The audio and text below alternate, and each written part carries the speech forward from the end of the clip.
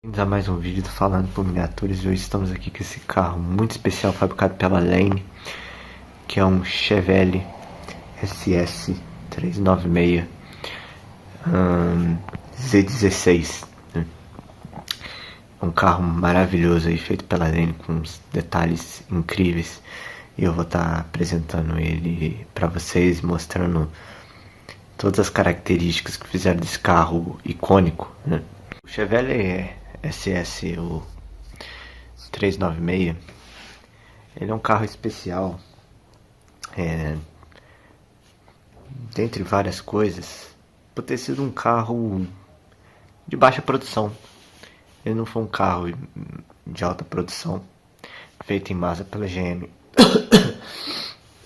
Ele foi um carro que teve uma produção estritamente limitada, foram só 201 carros, sendo 200 hardtop e um conversível. A linha Chevelle, no caso, a linha Malibu, né? Era a linha aí de médio porte da GM na época. E até 1965, né, até o final de 64, a gente pode dizer assim, a GM ela não tinha um bloco grande realmente competitivo. Ela tinha o 409, né? Que tem até a música dos Beach Boys, 49. Mas, apesar de ser um motor muito consagrado de alta potência, no fundo, né, os motores da série 348 aí, que vieram a ser o 409, eram só basicamente motores de caminhões de alta cilindrada gigantes, né? E a configuração de válvulas dele em W impedia que o projeto fosse muito para frente, né? Ele era muito eficiente no final da década de 50, mas foi se tornando obsoleto na década de 60. Então a GM acabou a desenvolver uma nova motorização, né? Um novo Big Block, que seria a série 396, que depois veio a ser o 427. E o ano de estreia dos Bloco Grande 396 foi em 1965, né? Tanto nesse carro quanto no Corvette que eu gravei, onde inclusive aparece esse carro. Foi o primeiro ano aí dos 396, dos consagrados 396. E, é claro, com o lançamento ali do 442, do início da produção ali do GTO com Tripower, né? O 442 tinha, ele surgiu em 64, o GTO em 64. A GM não podia, a Chevrolet não podia perder essa parte aí do bolo, né? Essa pontinha do bolo. Então eles acabaram trabalhando num modelo super sport aí de alto desempenho, que veio a ser o Chevelle Z16, né? Esse carro aqui, ele é muito interessante, tá? Ele tem alguns itens que vieram só no Z16 mesmo, tá? A princípio, a primeira coisa que a gente pode falar são as rodas Mag, as Mag Wheels, que inclusive eu mostrei até no vídeo do Coronet 67, que era uma roda bem típica da época, né? Inclusive, roda que inspirou os carrinhos da Hot Wheels, aquelas rodinhas dos carrinhos da Hot Wheels, dos primeirões, eram inspirados nas Mags, né? As Mag Wheels. E o grande diferencial da GM no ponto das rodas Mag é que as da GM, as deles no caso, não usavam calotas, né? Não eram Mags hubcaps, eram Mag Wheels de verdade, né? Essas rodas elas são de verdade, não são calotas. Diferente da Chrysler, que usava calota, e a Ford também usava calota, né? As Mag eram calotas. Então a GM tinha um diferencial aí nesse ponto, né? Esse carro, ele saiu só em 3 cores, né? Foi a Tuxedo Black, mesma cor dos Corvette, lá do famoso Tuxedão, Crocus Yellow e o Regal Red, se não me engano. Eram só 3 cores, você tinha a opção de vinil ou não, interior preto ou branco, era o que você tinha para esse carro. Era um carro muito aí limitado. Ele tinha algumas coisas que diferenciavam ele, a começar pelas embleminhas ali do 396, né, e do Malibu Super Sport, mas mais nada. A outra série SS era bloco pequeno 327, né? Inclusive eu tenho um que vou estar mostrando para vocês. Bom, agora depois de contar a história aí rápida do que eram esses carros, eu acho que a gente pode falar um pouco da externa. Lembrando, é um Lane, então ele tem uma qualidade muito boa, principalmente aqui na questão dos frisos. Os frisos dele, diferentes da Raio 61, eles são separados. A frente é incrível, os faróis translúcidos impecáveis, grade impecável, cromado impecável. É uma miniatura aí de mais de 20 anos, tá? Com uma qualidade aí muito boa. Algumas porosidades aqui na lateral, tá? Esse carro eu comprei num leilão por um valor irrisório, tá? Muito barato esse carro. E eu aceito os defeitinhos dele, tá? Porque eu não conseguiria nunca ter um carro desse em valor cheio, muito caro. Os frisos são maravilhosos, o vinil é muito bom. Isso aqui é um belo de um acumulador de poeira, tá? Tem que ficar limpando toda hora. Traseira aqui, ó, Malibu 396 aí, entregando o que esse carro é. Detalhe muito bom da Lane, cara, é que ela faz a maioria dos emblemas separados e cada pecinha é separada. Pra mim é uma das melhores, se não a melhor fabricante, tá? Eu acho ela superior à Raio 61, eu acho ela superior à Authentics. Eu acho ela parelha com os GMP, mas a suspensão não é tão perfeita assim, mas os carros têm muito esmero, muita qualidade. Lateral incrível, o carro, ele tem um desenho assim, da metade da década de 60 mesmo, então é aquele desenho mais quadradão, mais reto, sem muito trabalho de delineado da carroceria.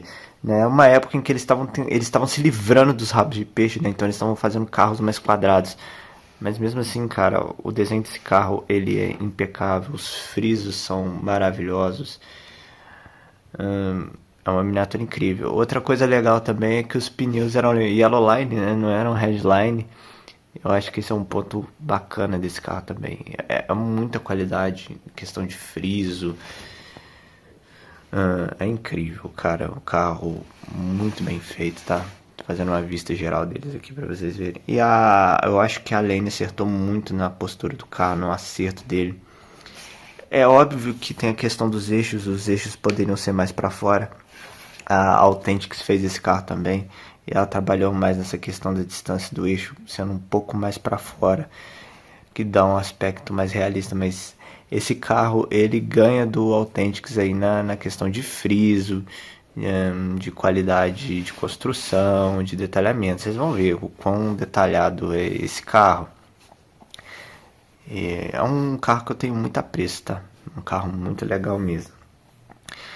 É oriundo de uma época em que a guerra por potência aí estava tomando, como se diz, proporções mais extremas, né? E onde as próprias divisões brigavam entre si para ver quem que teria o carro mais rápido. E realmente esse carro ele foi revolucionário na questão da introdução do 396 e do que os Chevrolets aí de 66, de 67 até 70 viram a ser. Foram aí 5 anos posteriores a esse carro. Esse carro fez a diferença em 5 anos posteriores a ele, eu diria. Esse carro ele abriu portas, né?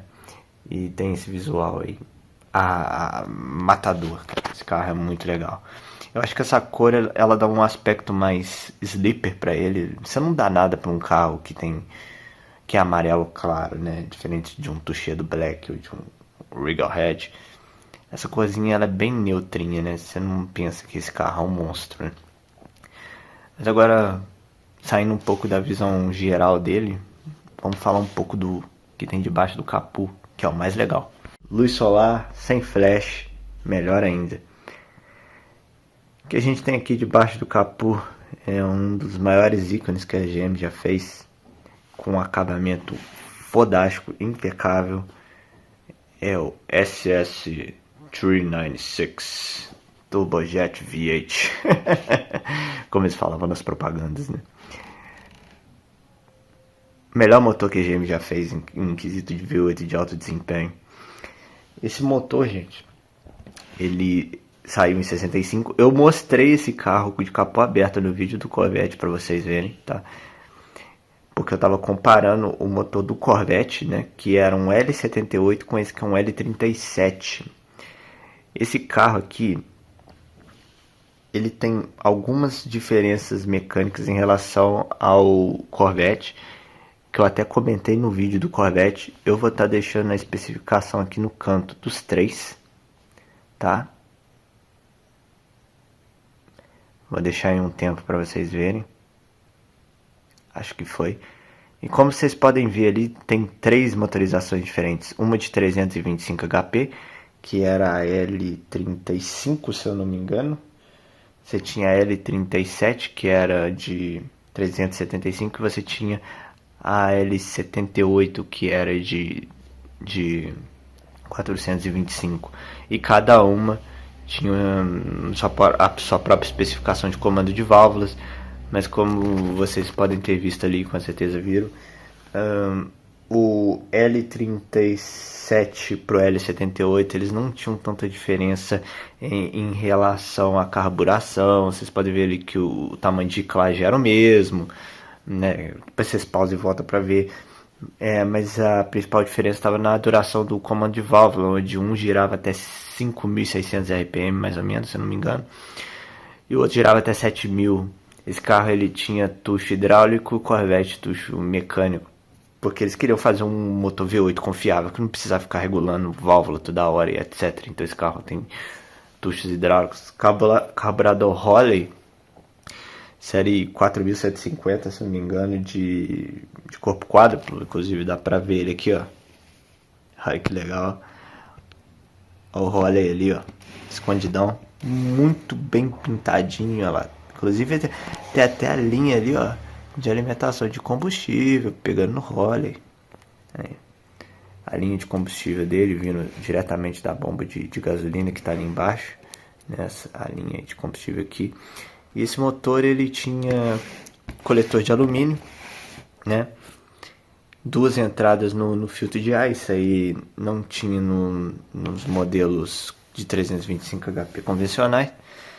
E o grande diferencial do 396 em relação aos V8 da época era o arranjo de válvula deles, né? Que era inclinado, né? As válvulas elas tinham inclinações específicas em relação ao pistão, o que esse motor tinha o apelido de Porcupine Head, né? Cabeça de porco espinho, pois cada válvula tinha sua configuração individual em questão de inclinação. Isso facilitava muito no aumento de diâmetro de válvula. Esse motor, cara, ele tinha válvula de 2 polegadas, se eu não me engano, e alguns chegaram a ter válvula de 3 polegadas, né, por causa do dimensionamento. Diferente do 409, que não dava para fazer isso, né? Então esse motor ele teve abertura aí, ele teve espaço para trabalhar versões de alto desempenho, inclusive a 427, né, que era o ápice do que esses motores eram, né? E também facilitava na questão do ângulo dos dutos. Eu vou estar deixando aqui uma foto para vocês, né? Quanto menos curva você tiver no duto, melhor. Então esses carros, esses motores, eles respiravam bem, né? A GM sabia fazer motor. E aqui a gente tem, então, um 396, 11/1 de taxa. Virabrequim de ferro nodular forjado. Cabeça de válvula cromada, né? Tampa de válvula aqui cromada. Coletor de alumínio. Cara, e o detalhamento aqui é incrível, né?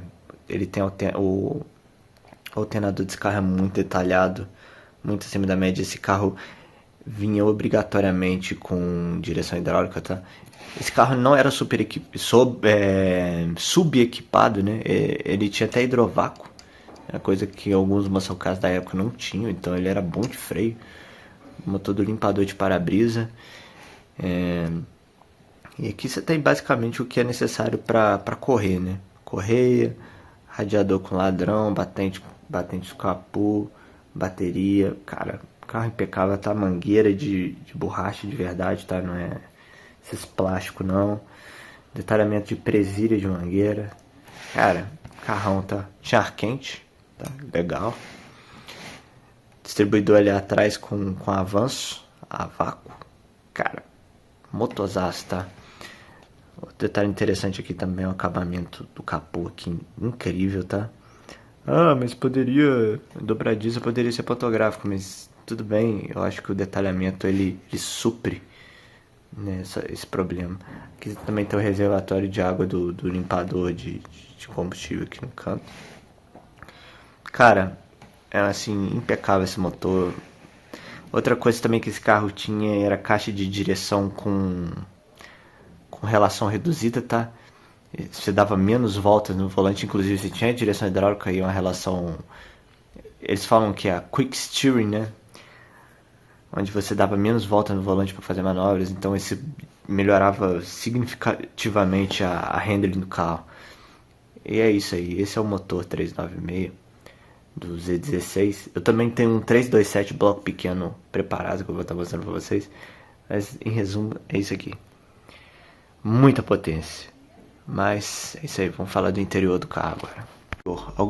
Algumas coisas muito legais em relação ao 396. Ele tinha o velocímetro que marcava até 160 milhas por hora. 160 milhas por hora eu acho que são aproximadamente 260 por hora. Ele tinha um velocímetro exageradamente grande. Volante com esse detalhamento aí, esse acabamento em madeira. Aqui os bancos, né? Os bancos reclináveis, ó.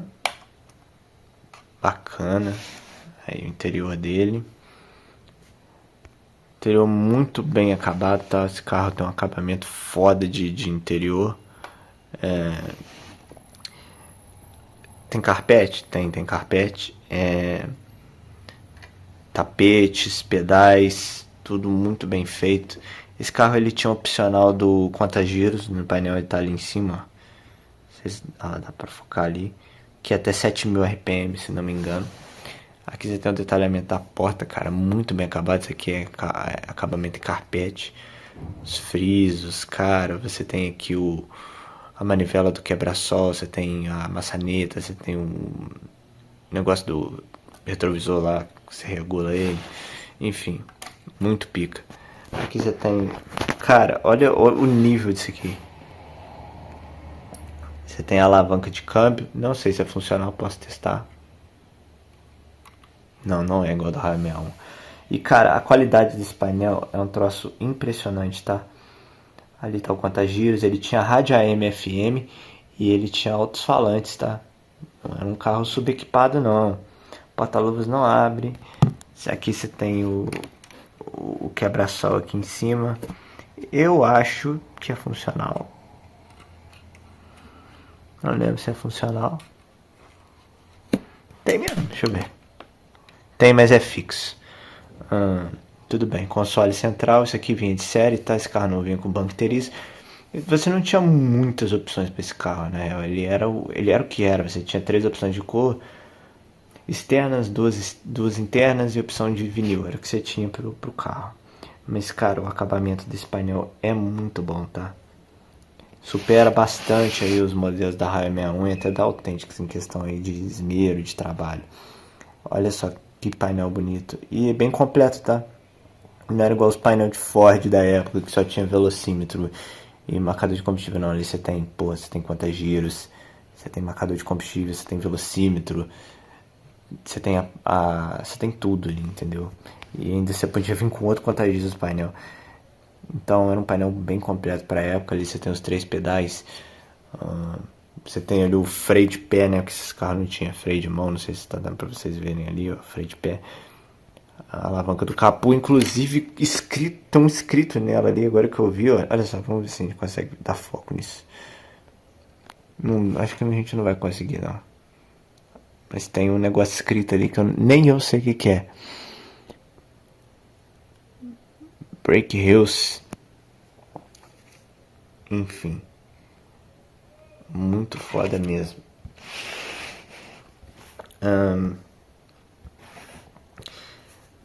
Muito bom esse interior, console. Esse ali é o Brake Hills, então você trava o freio com o pé e ali você destrava ele. É isso, não é a alavanca de abrir o capô, cara. Mas, enfim, vamos ver o banco de trás, vou tentar mostrar pra vocês. No mesmo padrão, tá? Muito bom. Cara, esse carro, ele é fora de série, cara. Fora de série. Muito bom mesmo, tá? Qualidade lane, o acabamento é sempre incrível. Agora vamos pro porta-malas, já aproveitando que tá aberto aqui, ó. Aqui você tem o step, você tem o macaco, naquele belo acabamento, meio no primer, com um tapetezinho ali, de borracha. Aqui você tem as especificações do macaco, nervura da tampa. É um carro aí impecável aí, feito pela Lane, tá? Tem um trabalho... Eles fizeram um trabalho incrível nesse carro. Eu acho que é nota 10 esse carro. É excelente mesmo. Agora, fazendo um visual geral dele aqui, vamos falar um pouquinho da parte de baixo dele e do que esse carro tinha a oferecer em 65. A parte de baixo da criança, como eu disse já de começo aqui, a bomba de combustível maravilhosa, a mangueira aqui de borracha também, presilha, e aqui o sistema de suspensão. Eu mostrei a suspensão desse carro de uma forma até detalhada no vídeo do Corvette também, onde eu comparei o detalhamento das suspensões. Barra estabilizadora frontal, lembrando que esse carro vem com uma barra estabilizadora reforçada. Esse carro também tinha uma coisa muito interessante, tá? O Z16 ele vinha com o chassi do Chevrolet conversível, ele não vinha com o chassi do Coupé, porque o chassi do conversível era mais reforçado, ele tinha mais 2 pontos de fixação. Isso fazia toda a diferença para um carro de alta performance. Esse carro foi pensado em ser de alta performance, essa é a real.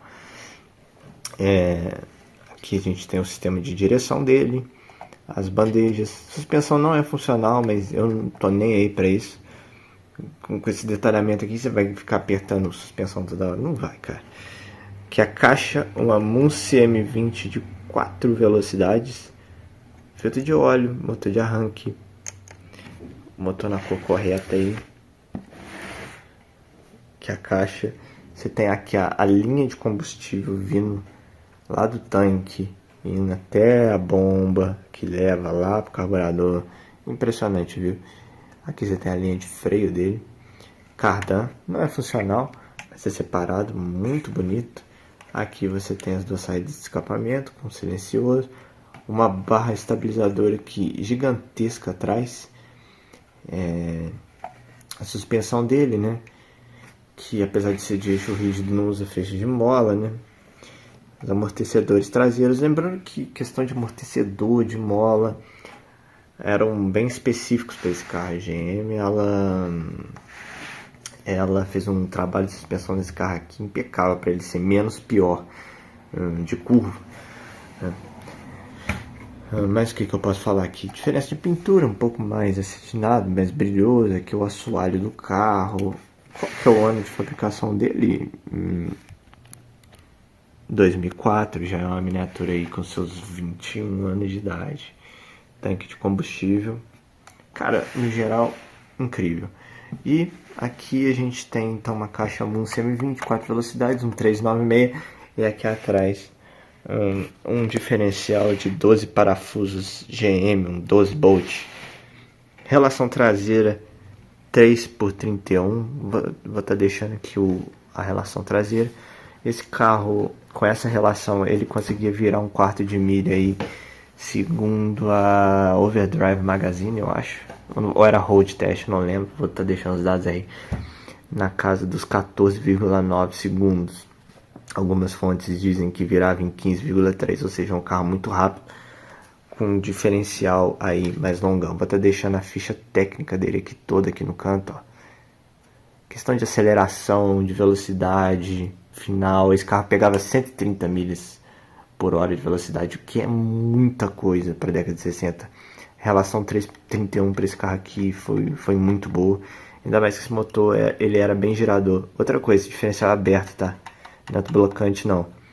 porque os engenheiros da GM achavam que a barra estabilizadora por si só já faria um bom trabalho aí em relação ao tracionamento do carro, então eles preferiram deixar o diferencial aberto. Esse é o grande pecado desse carro, né? Ele não é autoblocante, ele frita de uma roda só. Mas era um carro com um desempenho fabuloso aí pra época. Até então, dentre os carros médios, não se tinha um carro com esse desempenho. Ele batia de frente com o GTO 442 aí, com certeza. E esse aí é o chassi do 396. Acho que não tenho muito mais o que falar dele. Era um carro um pouco diferente, né? Freios, né? Acho que eram de 11 polegadas e meia, disco na frente, tambor atrás, inclusive com um belo detalhamento de tambor, hein? Que tamborzinho detalhado, hein? Isso é um trabalho bem legal de detalhamento desse carro. E no geral é isso, cara. Essa aí é a miniatura mesmo, com essa qualidade impecável. Agora vamos fechar o vídeo. Vamos finalizar o vídeo depois de tanta falação. E, cara, esse carro eu comprei no ano passado, no leilão. Saiu por um preço de maestro, tá? Foi cagada mesmo. Eu tenho outro, né, um 327 da Lane, meio modificado. Ele tem algumas modificações que a própria Lane fez. Era uma miniatura de uma série especial muito bacana também. Eu vou mostrar pra vocês em breve esse carro. E, cara, pra mim é uma das melhores miniaturas aí de muscle car nesse carro 1.18. Esse carro é muito difícil de achar, ficou chato. A maioria deles sumiram. Nunca foi tão fácil. O da Authentics é mais fácil de achar, você acha com mais facilidade. Tem um detalhamento muito próximo desse. Questão de friso dele ele é inferior, mas em questão de detalhamento é igual, tá? Se eu não tivesse aquele lane azul e esse aqui, eu teria um Authentics facilmente. Não tenho preconceito com o Authentics de forma nenhuma. Uma excelente miniatura também. E é uma boa opção quanto a isso. Questão de detalhamento de motor, de parte inferior, tudo igual. Interior também muito bom. Em questão de proporção, ele é um pouco melhor que o Lane. Em questão de proporção entre eixo e tal, ele é melhor. Ele é mais acertado que o Lane. Não que o Lane seja desacertado. Mas o Lane ele tem esse glamour dos frisos cromados. Ele tem um pouco mais de presença, é mais brilhoso, eu diria, né? Mas é um carro muito bonito, bem raro de se achar hoje em dia, né? E se você que está me assistindo conseguir achar um carro desse com preço bom, ou até a versão da El Camino, com certeza é uma boa pedida para ter na coleção, porque é um carro aí, cara, incrível, é maravilhoso. Então é isso, mais um vídeo aí do canal. Gravei esse do Coronet RT praticamente no mesmo dia, e vou tentar postar os dois ao mesmo tempo, né? Até porque é o que eu sempre falo, né? O canal não tem fins lucrativos, o canal não alcança um número grande de pessoas. Eu faço os vídeos mais pra mim mesmo, né? Pra registrar os carros. E é isso aí, valeu e até o próximo vídeo aí, galera.